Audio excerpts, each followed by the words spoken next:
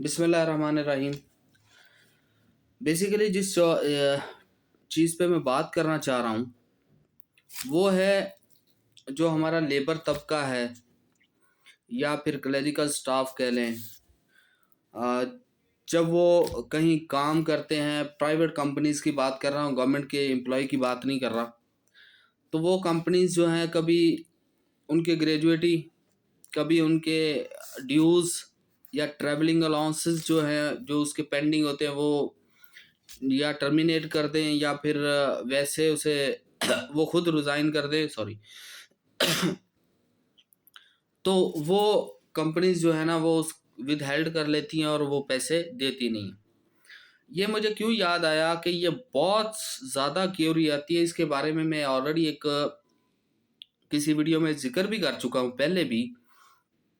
लेकिन मैंने सोचा कि आज मैं इसे स्पेसिफ़िकली एक इसी टॉपिक पे बना दूँ, ताकि जिनकी ये क्यूरी है, जिनके ये प्रॉब्लम है, वो इसका प्रोसीजर समझ लें और उन्हें क्या करना है वो उन्हें पता हो।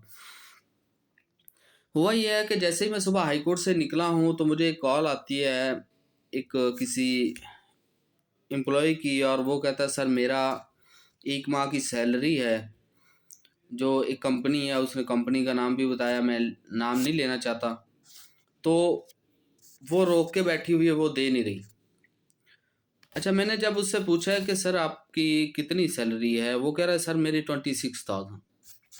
मैंने उससे एक क्वेश्चन किया, मैंने कहा भाई देखें, हम प्राइवेट लॉयर हैं, हम फर्म चला रहे हैं और हम तो फीस भी चार्ज करते हैं, एक्सपेंसेस भी आते हैं केसेस के ऊपर।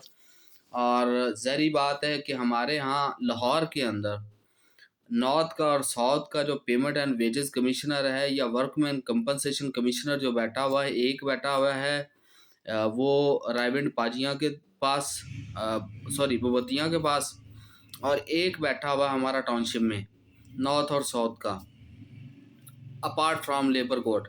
क्योंकि जब भी आपने पेमेंट एंड वेजेस के अंडर सेक्शन पेमेंट एंड जो वेजेस जो एक्ट है आपका 2015 का, उसके अंडर जाना है, वर्कमैन कंपनसेशन 1936 के अंदर जाना है, तो पहले आपको वहाँ से होके आना पड़ेगा उन कमिश्नर से, फिर ही आप लेबर कोड में आएंगे।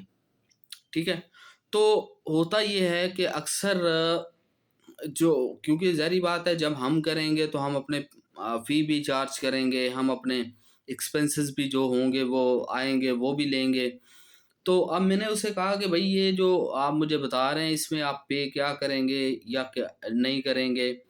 Even some time that's happening कि कोई ऐसा बंदा भी जो कॉल करता है सर मेरा 2 लाख 3 लाख 4 लाख व्हाट्सएवर पड़ा हुआ है, तो उसे मेरी ये कोशिश होती है कि उसे एक ऐसा रास्ता दे दिया जाए कि उसे हमें फ़ीस ना देनी पड़े और वो अपना काम खुद ब खुद कर ले।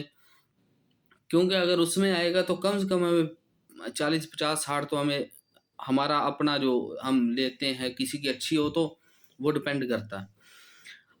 इसका मैं सिंपल एक हल बताता होता हूँ कि जनाब अली, जब आपकी पेमेंट एंड वेजेस का इशू बन जाए ना किसी के साथ, अपार्ट फ्रॉम ग्रेजुएटी जिसने डिटर्मन होना होता है वो वही करेगी कंपनी, वो कमिश्नर करेगा पेमेंट एंड वेजेस का, और उसे कंपनसेशन कमिश्नर भी उसी के पास अथॉरिटी होती है, वो वही करेगा। क्योंकि ग्रेजुएटी में प्लस माइनस होना होता है और कंपनीज बाद का डिटर्मन करके दे भी देती हैं, और जो विद हेल्ड हो जाए तो फिर वो एक प्रॉब्लम बन जाती है, उसके लिए आपको जाना ही पड़ता है।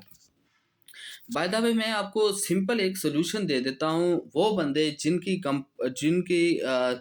3 लाख 2 लाख 4 लाख किसी कंपनी में फंसा हुआ है और पेमेंट का या ग्रेजुएटी का या ट्रैवलिंग अलाउंसेस का, तो वो उसे परेशान होने की ज़रूरत नहीं, उसे काउंसिल के पास जाने की ज़रूरत नहीं। ठीक है। क्योंकि काउंसिल के पास जाएंगे उसने अपना भी चार्ज करना है, उसने अपना सारे मामला करने हैं।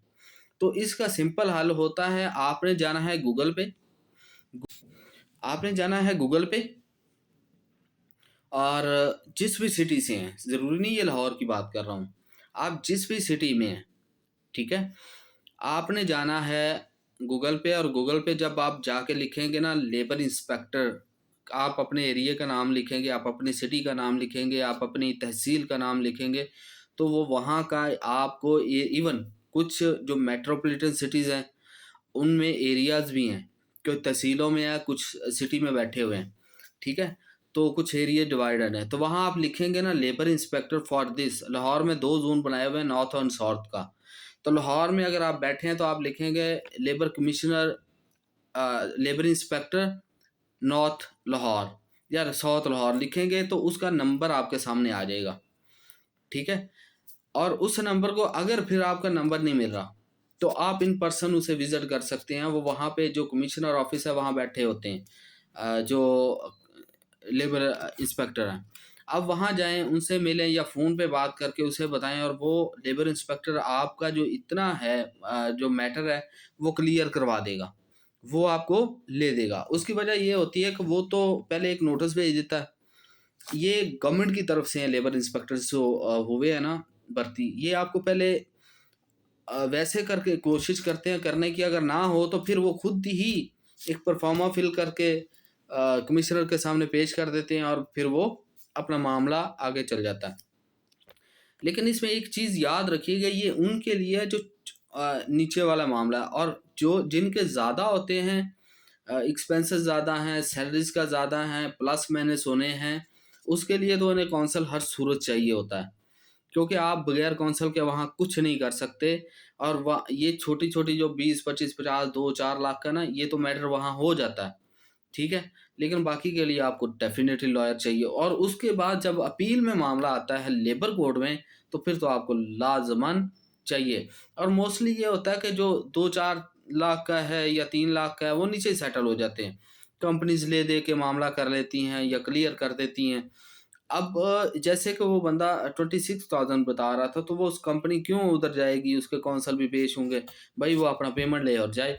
तो ऐसी सिचुएशन में, तो ये ऐसी चीज़ है कि ज़रूरी नहीं होता हर चीज़ में कि हम कह लें कि फ़ीस का ये वो, ठीक है? जहाँ इंसान की सहूलत है, जहाँ इंसान को बेनिफिट मिल सकता है, तो हम भी उसी को एंडोर्स करेंगे कि भई आप ऐसे मामले में ऐसे कर लें।